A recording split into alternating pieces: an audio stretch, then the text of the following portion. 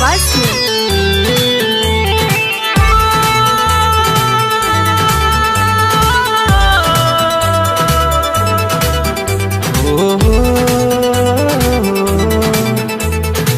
रात मस्तानी होगी शाम है दीवानी, आज जब चढ़ जाएगा बोतल का पानी। रात मस्तानी होगी शाम है दीवानी, आज जब चढ़ जाएगा बोतल का पानी। ओ पीने का मौसम है पागल समा है धुआं।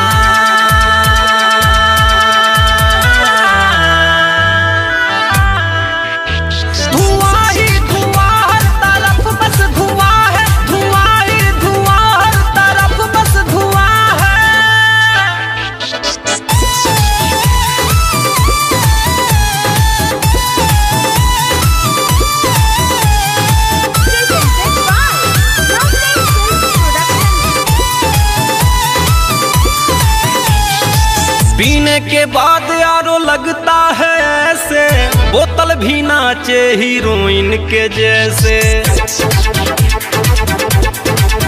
हाँ पीने के बाद यारो लगता है ऐसे, बोतल भी नाचे हीरोइन के जैसे।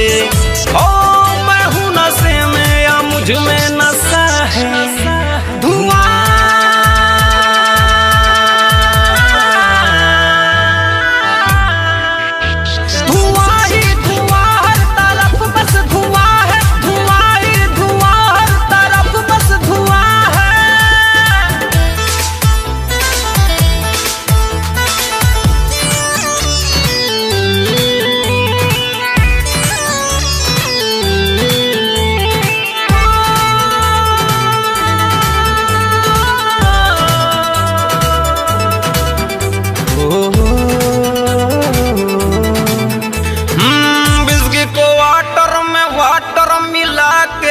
पीना है आज सारे गम को भुला के।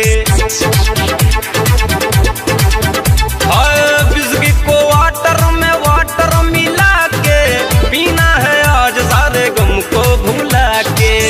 हाँ रोको ना आज ये दीवाना बना है धुआं।